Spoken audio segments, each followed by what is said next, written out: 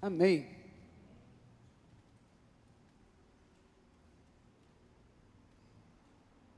Perfil de um bom pai.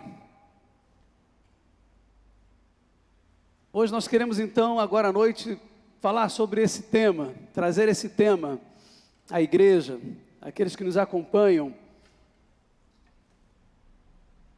Hoje pela manhã também estivemos falando sobre o tema do Dia dos Pais, abordamos isso e sem dúvida alguma foi um momento muito especial também hoje pela manhã. Mas agora à noite nós queremos nos voltar para esse tema, o perfil de um bom pai, e queremos visitar um dos textos muito especiais para todos nós, quando nós pensamos na família, quando nós pensamos nos lares, um desafio para as famílias. Eu gostaria de convidar você para ler comigo o texto de Josué, capítulo 24, verso 15.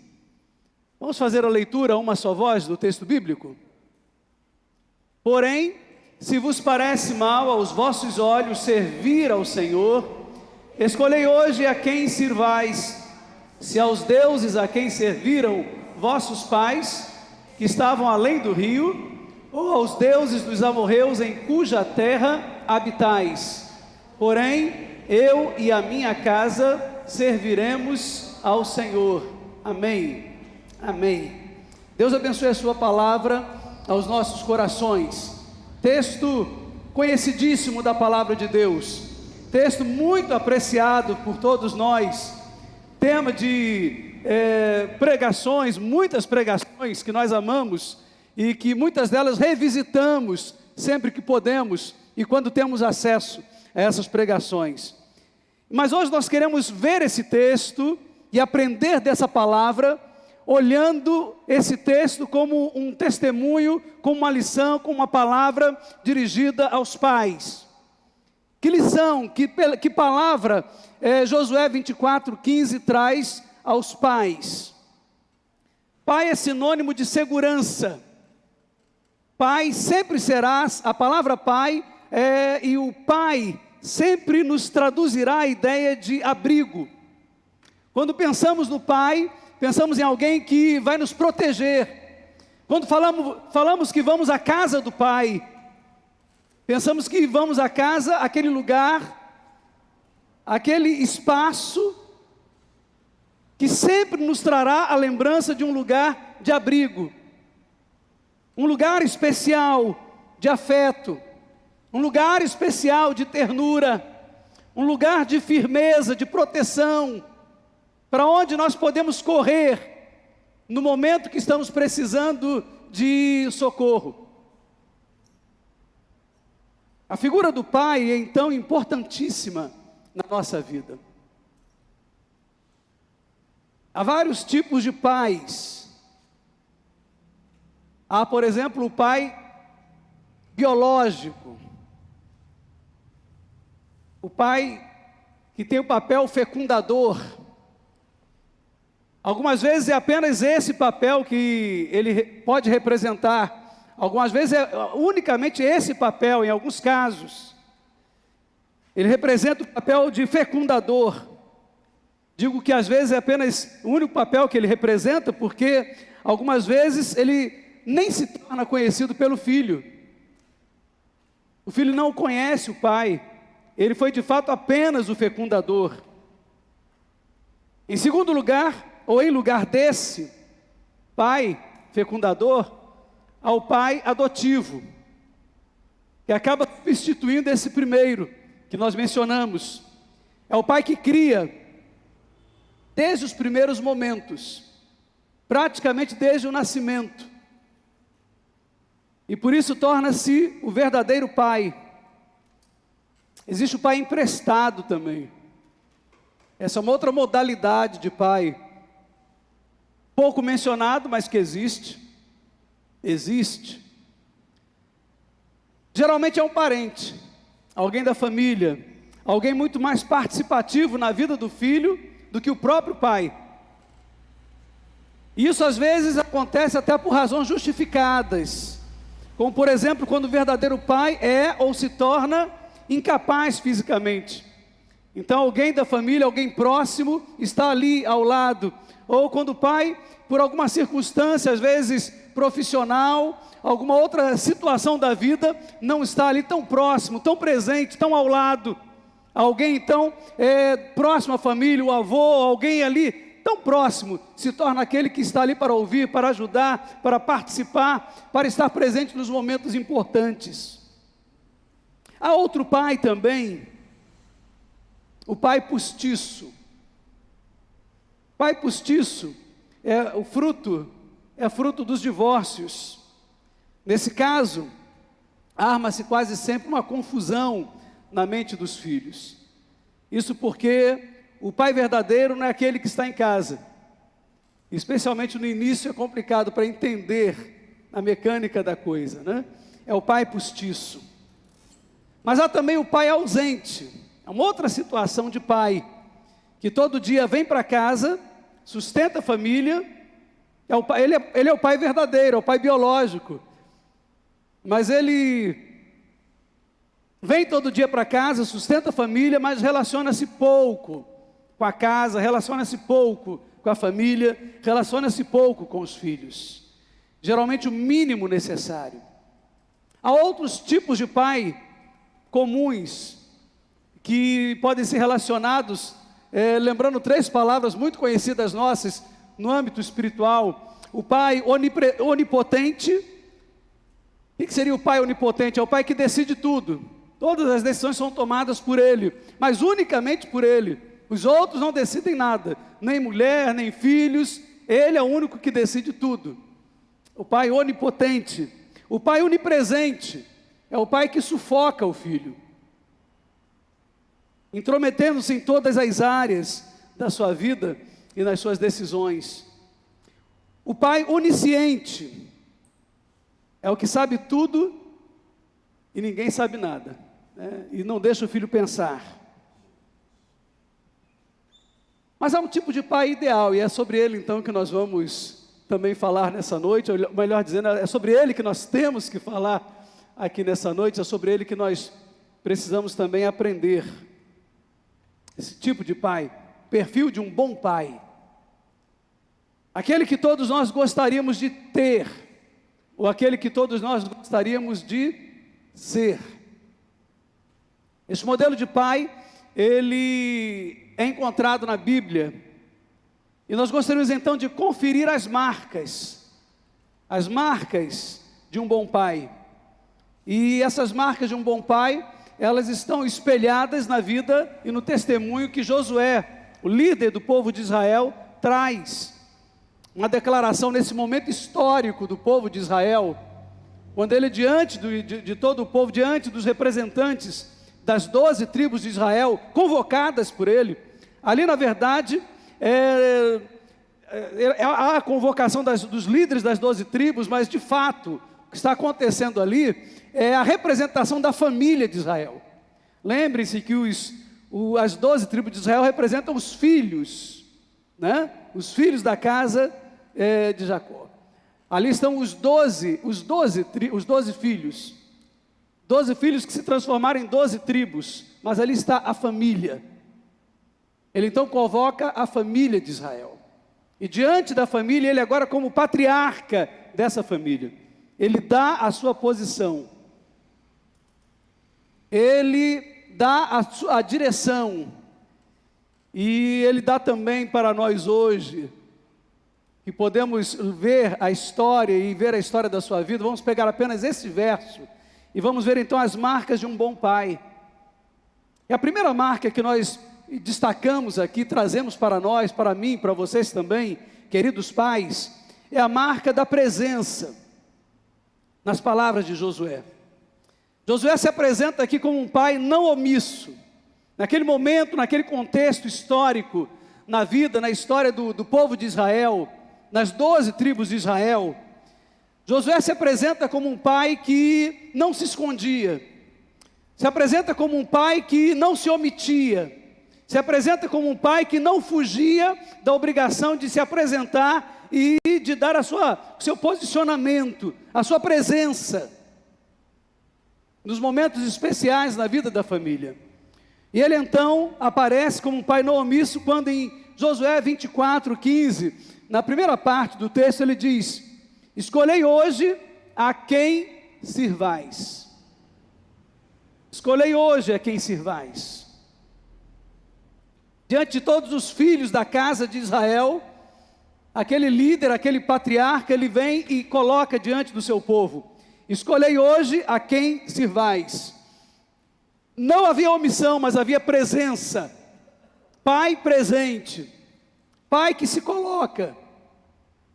Josué mostrou então ser um pai, um líder presente.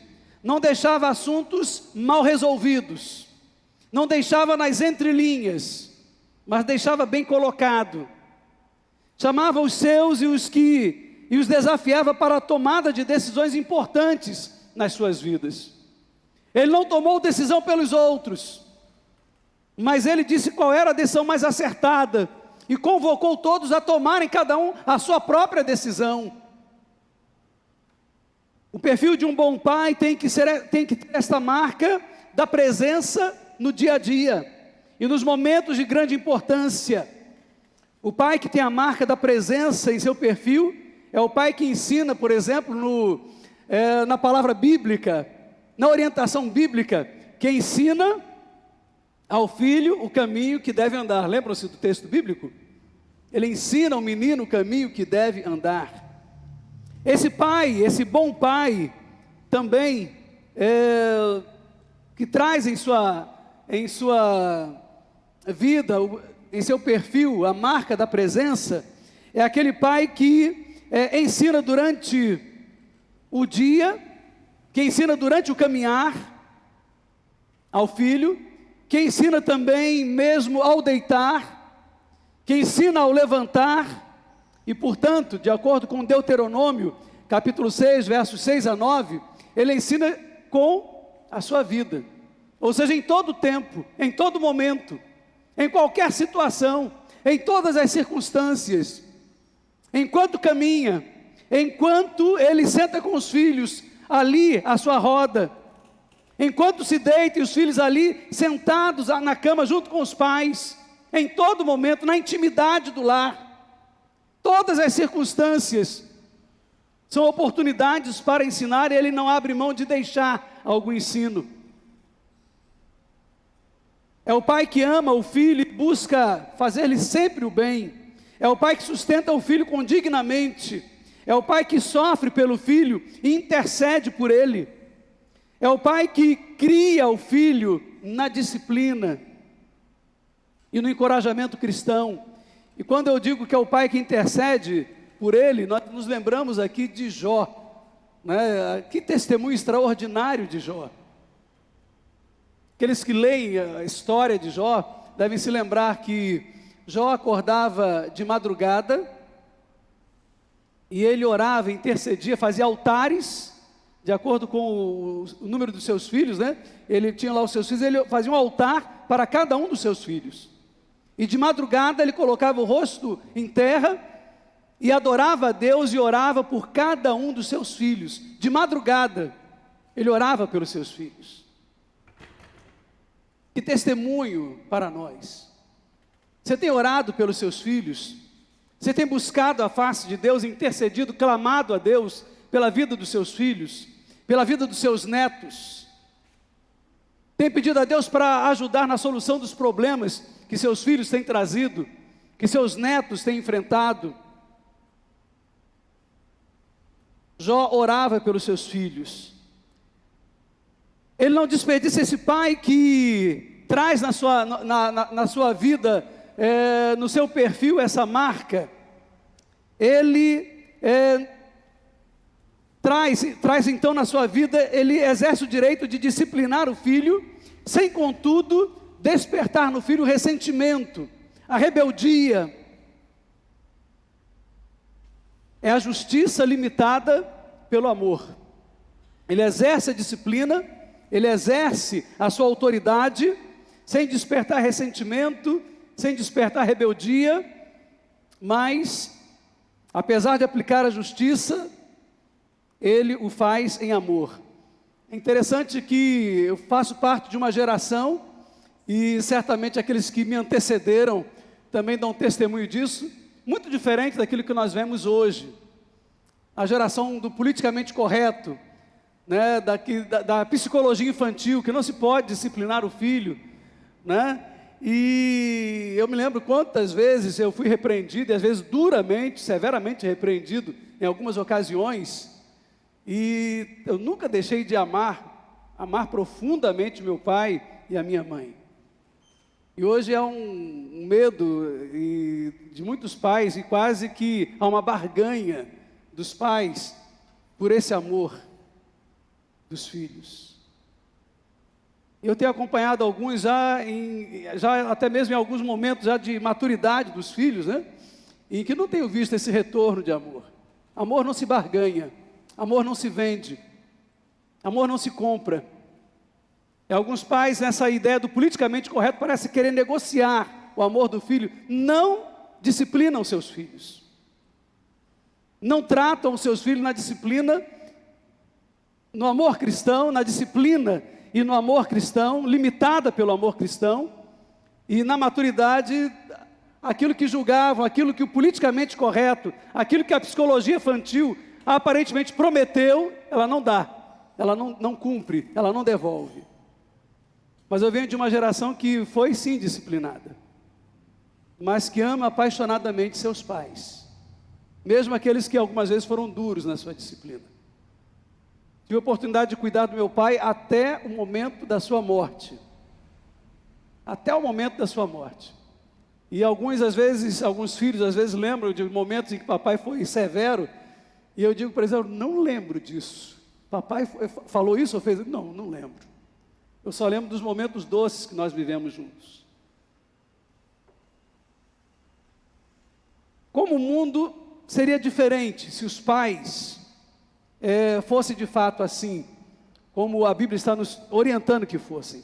Os filhos seriam pessoas mais equilibradas, sem desajustamentos, seriam cidadãos mais corretos, respeitadores da lei, respeitadores da ordem, seria uma descendência de fato consagrada ao Senhor.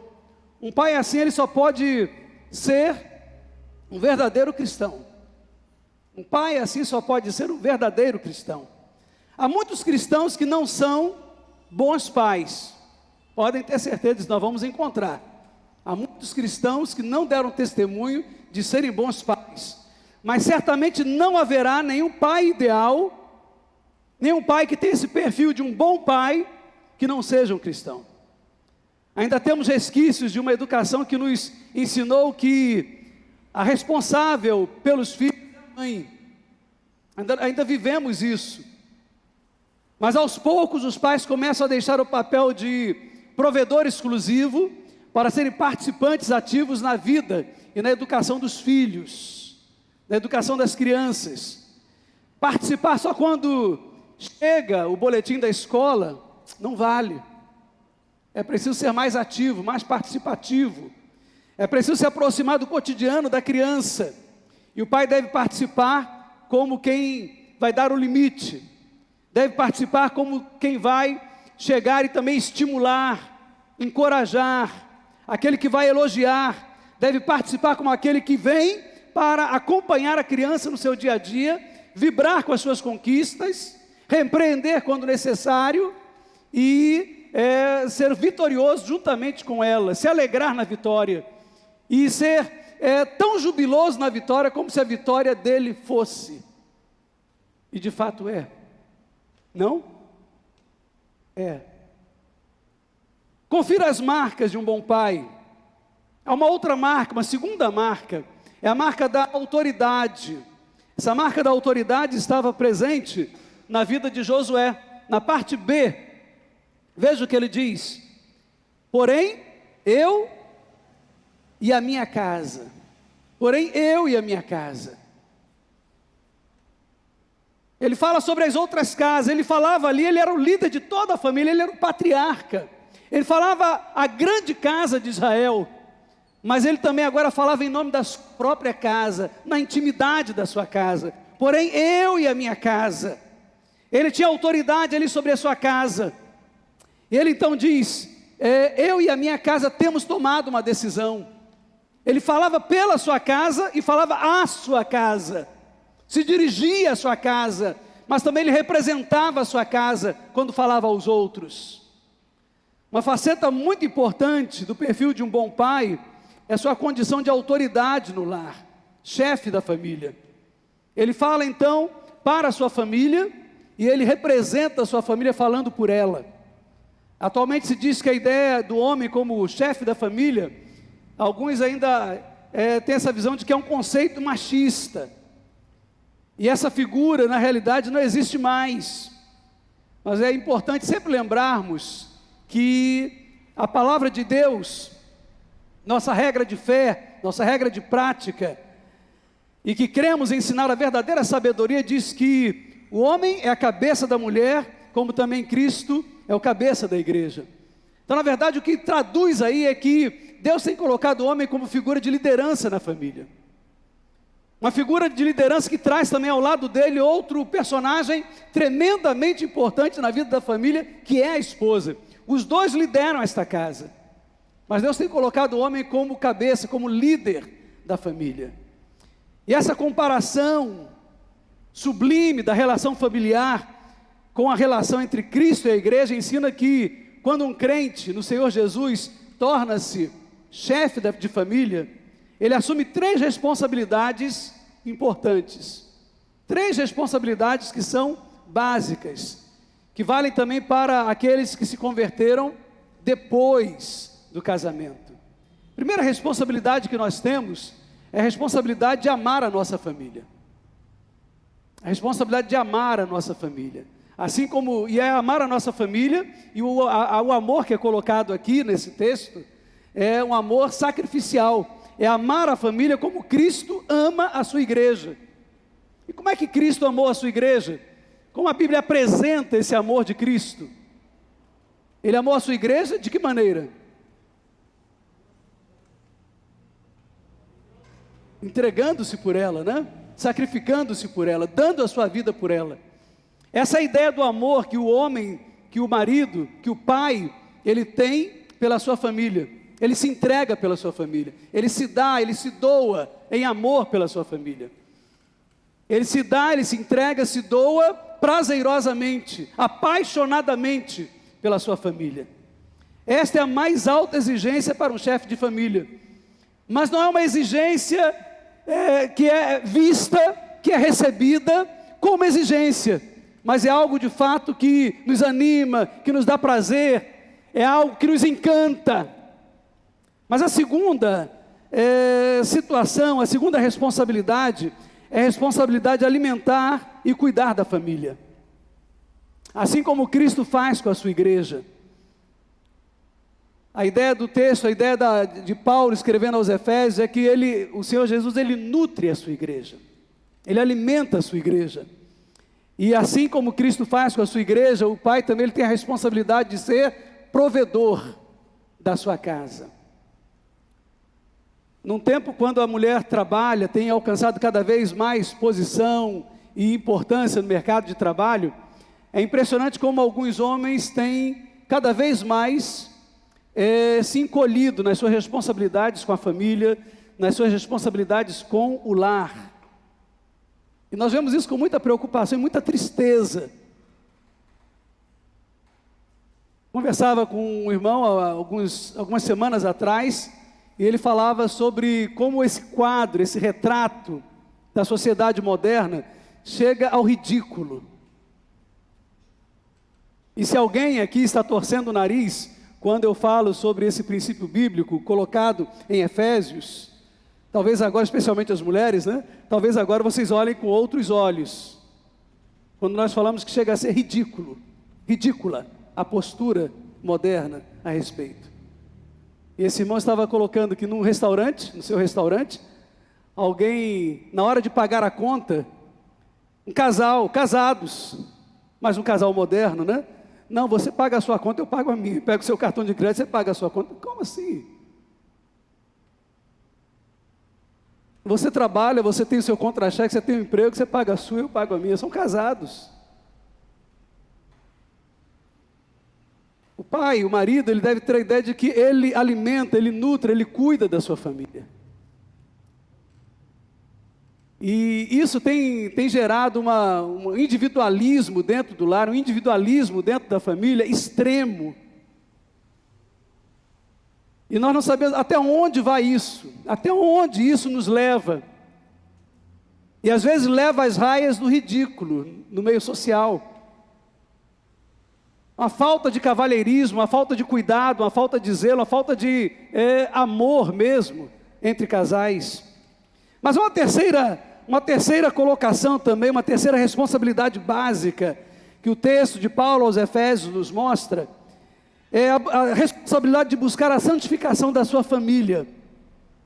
Assim como Cristo busca a santificação da sua igreja, todos os filhos gostariam de ter um pai dessa forma, um pai assim, e todas as mulheres gostariam de ter um marido assim, que cuida, que abençoa a sua casa, que ora pela sua família, e que busca ver a sua família também, uma família que ama a Deus, apaixonada por Jesus, apaixonada pela palavra de Deus, apaixonada pela igreja de Jesus, uma família que se santifica ao Senhor.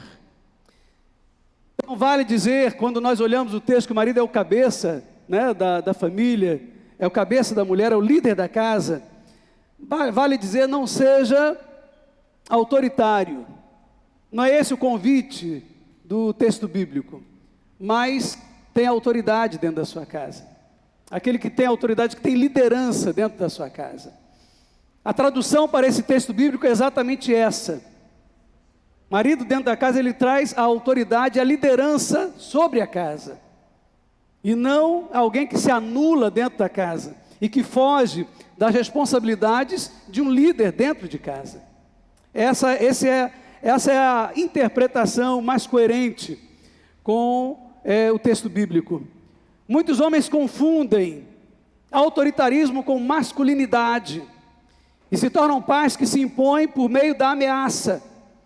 Não pode ser a imposição, não pode ser a imposição de regra pela regra. Isso é muito prejudicial para as crianças, quando elas se sentem simplesmente obrigadas a fazer aquilo que se manda fazer, e fazer aquilo apenas porque o pai mandou, ordenou que aquilo fosse feito, sem que haja alguma explicação, sem que haja alguma razão, alguma coerência naquilo que foi dito para que fosse feito. A autoridade fica superficial, pois aquela ordem não faz nenhum sentido para a criança, se não tiver uma justificativa, uma razão, uma explicação. Então não seja autoritário, mas também não seja excessivamente permissivo. Na contramão dos pais autoritários estão os pais permissivos. Embora afetuosos, eles não se dispõem a colocar alguns limites, necessários limites, a estabelecer para os seus filhos. E aí terminam se tornando pais ausentes.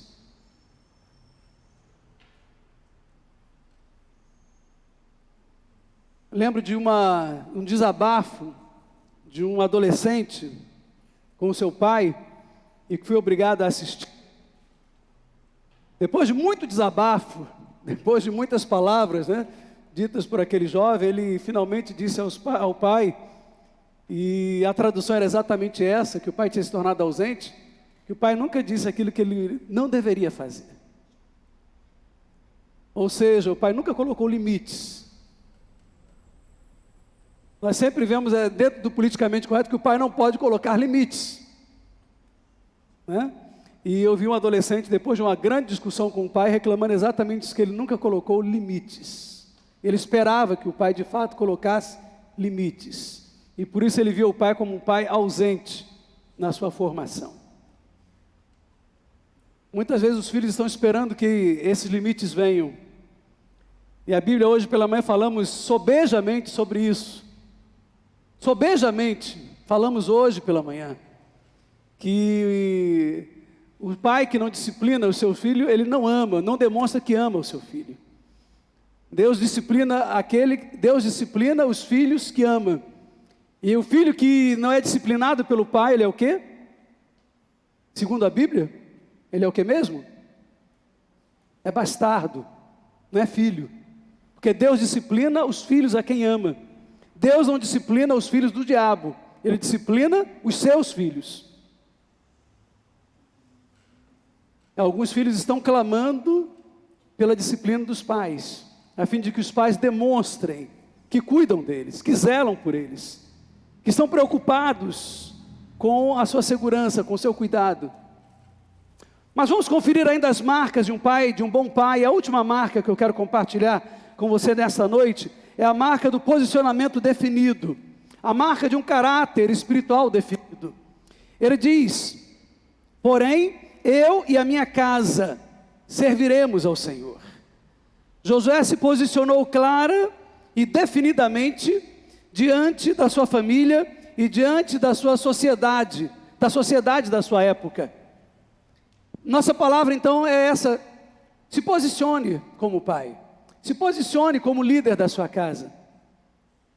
O erro mais recorrente dos pais é não tomar uma postura em relação à educação dos filhos. A ausência, a falta de posicionamento e de autoridade são uma carência muito forte nesse tempo. Então tem uma posição claramente definida